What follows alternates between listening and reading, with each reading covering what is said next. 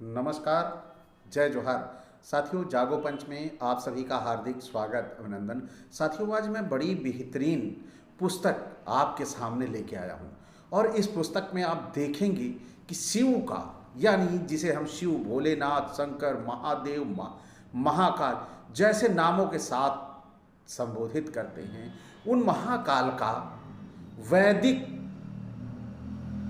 काल से या वैदिक लोगों से कोई नाता नहीं था, कोई मतलब नहीं था उनसे, क्योंकि उन्हें असुरों का भी असुर भी कहा जाता था। शिव को असुर भी कहा गया है, उन्हें पिशाचों के साथ जोड़ा गया है।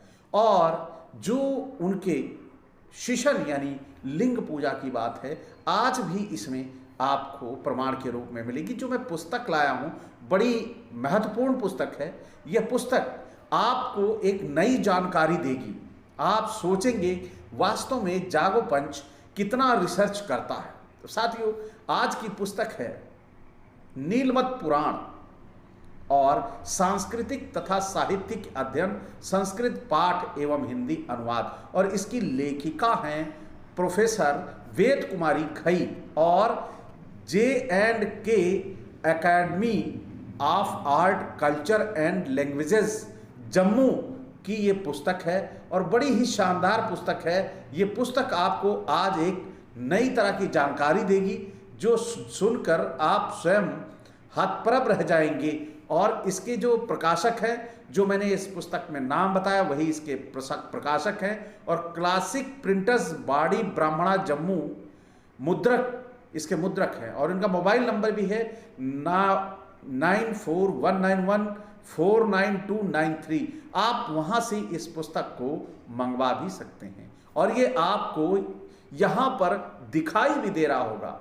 लेकिन आज जो जानकारी मिलने जा रही है, आपको बड़ी ही बेहतरीन जानकारी शिव के बारे में मिलने जा रही है, महाकाल के बारे में मिलने जा रही है। आइए साथियों, चलते हैं पेज के उन अंशों पर जहां पर आपको शिव के बारे में बड़ी बेहतरीन, जो आज तक अभी आपको जानकारी नहीं मिली होगी, वो जानकारी आपको हासिल होने जा रही है। तो साथियों, आप सभी जानते हैं कि शिव के जो जैसे बोलते नहीं, हमारे समाज में बहुत सारे संप्रदाय हुआ करते थे, उसी तरह आज आप जानेंगे कि जो शिव की पूजा करते थे उनको शैव संप्रदाय कहते हैं।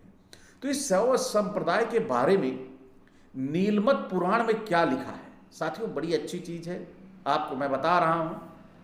आप सभी गौर से सुनिए, अंतिम तक आपको वो बहुत सी जानकारी शिव के बारे में मिलेगी जो आपको अंधविश्वास और पाखंड के रूप में दी गई हो।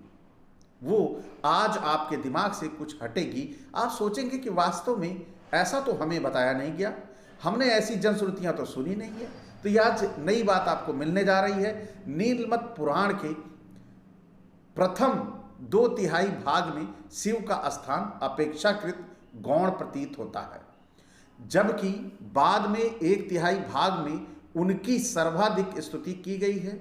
शिव की अवधारणा में वैदिक रुद्र देवता तथा कुछ अन्य लोक देवताओं का सम्मिलन दिखाई देता है, जिन्हें बाद में वैदिक रुद्र से अभिन्न स्वीकार कर लिया गया। और प्राचीन साहित्य में रुद्र क्या थे? ऋग्वेद में रुद्र की स्तुति में 3 सूक्त हैं, जिनमें वह एक संहारक शक्ति के रूप में प्रकट होते हैं। वज्रेन संहिता में उनका अधिक विकसित रूप दृष्टिगोचर होता है।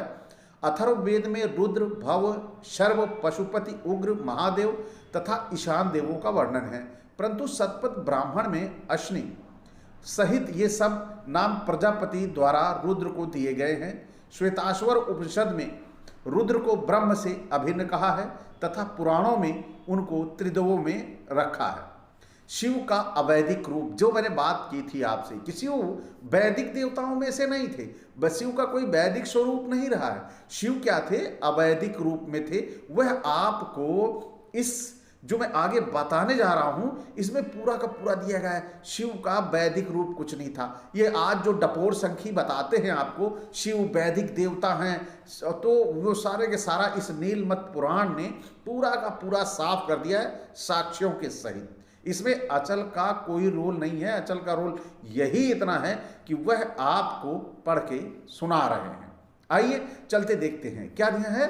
हेडिंग आपको पता चल गई, शिव का अवैधिक रूप। इसमें क्या कह रहा है, शिशन पूजा।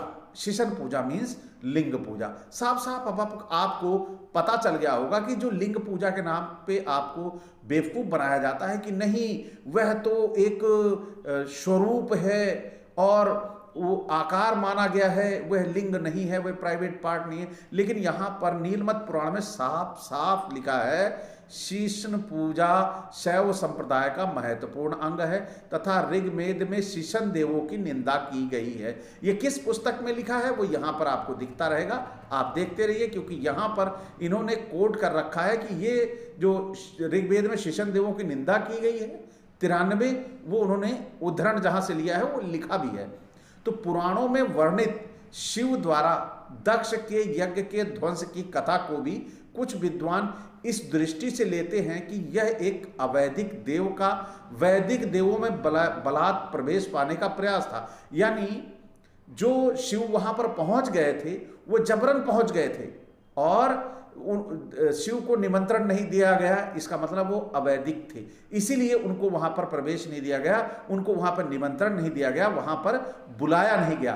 तो शिव वहां पर बलात् यानी जबरदस्ती गए हुए थे अपने आप को देवता साबित करने के लिए, उनमें शामिल होने के लिए, लेकिन वह अवैधिक देव कहलाए, ये सिद्ध हो रहा है यहां से। आगे और भी सिद्ध उनकी सिद्धता का प्रमाण है, आगे देखते हैं। महाभारत में शिव की उक्ति है पाशुपत धर्म कहीं वर्णाश्रम धर्म के समान है और कहीं उसके विपरीत। वायु पुराण में शिव को असुर कहा गया है, ये नीलमत पुराण कह रहा है। अब आप गौर कर सकते हैं, वास्तव में लिखा होगा तभी तो कह रहे हैं। फिर यह भी संकेत मिलते हैं कि प्रारंभ में शिव के लिए यज्ञ भाग नहीं रखा जाता था। तो ये आप सभी जानते हैं अच्छी तरह कि उस समय यज्ञ भाग नहीं रखा जाता था, यह प्रमाण भी है। और ये 94 इन्होंने कोट करके लिखा हुआ है, वो भी मैं यहां पर डिस्प्ले कर दूंगा कहां ये कहा गया है कि उनके लिए यज्ञ भाग नहीं रखा है।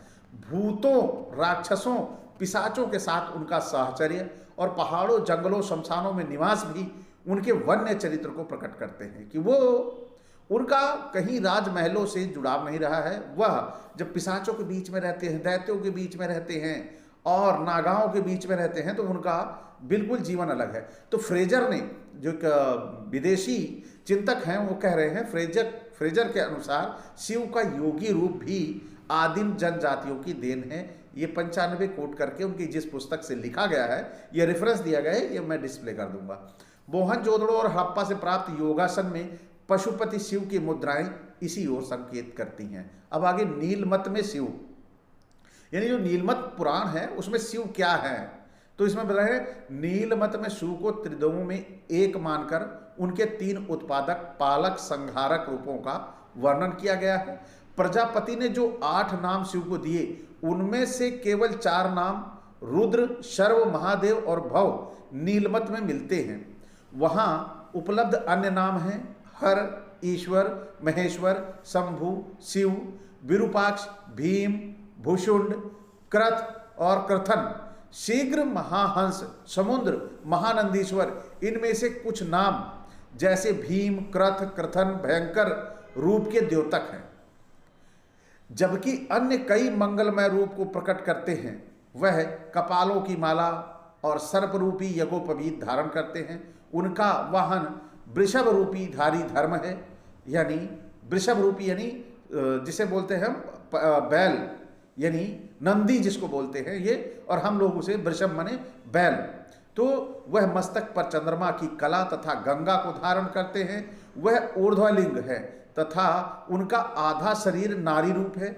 उन्हें जगत का स्वामी और देवेश कहा गया है। वह अपने 8 शरीरों यजमान पृथ्वी, आकाश, जल, अग्नि, सूर्य, चंद्र, वायु के माध्यम से पूरे विश्व में व्याप्त है। उनके अवतारों की ओर संकेत किया गया है, परंतु उनका कोई कहीं उल्लेख नहीं मिलता है नीलमत पुराण में। तो उनसे संबंध जिन कथाओं के प्रति संकेत मात्र मिलते हैं वे हैं भागीरथी की प्रार्थना पर गंगा को मस्तक पे धारण करना, त्रिपुर दानव का संहार, अंधक दानव का संहार, और कामदेव का दहन, भूतेश्वर तथा कपटेश्वर, इन दो शैव तीर्थों से जुड़ी कथाएं विस्तार से दी गई हैं। भूतेश्वर तीर्थ की कथा में कहा गया है कि पुत्र रहित एक ब्राह्मण सिलाद ने 100 वर्ष तपस्या करके शिव के गण नंदी को अयोनिज पुत्र के रूप में प्राप्त किया, परंतु उसकी अल्पायु के विषय में जानकर दुखी हो गया। पिता के दुख से दुखी नंदी ने कालोदक सरोवर के जल में खड़े होकर 100 वर्ष तक रुद्र जप किया। पार्वती की प्रार्थना पर शिव वाराणसी से कालोदक पहुंचे। नंदी को दीर्घायु का वरदान देकर वह उसे हरमुकुट पर्वत पर ले गए, जहां वे दोनों भीतवेश्वर और नंदीश्वर के रूप में प्रतिष्ठित हुए।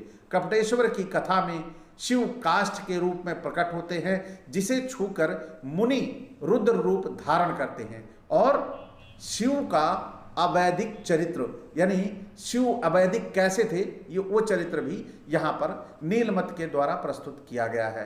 नीलमत में शिव के अवैधिक स्वरूप की कुछ स्मृतियां बची हैं। पिशाचों और राक्षसों के साथ उनका निकटतम संबंध।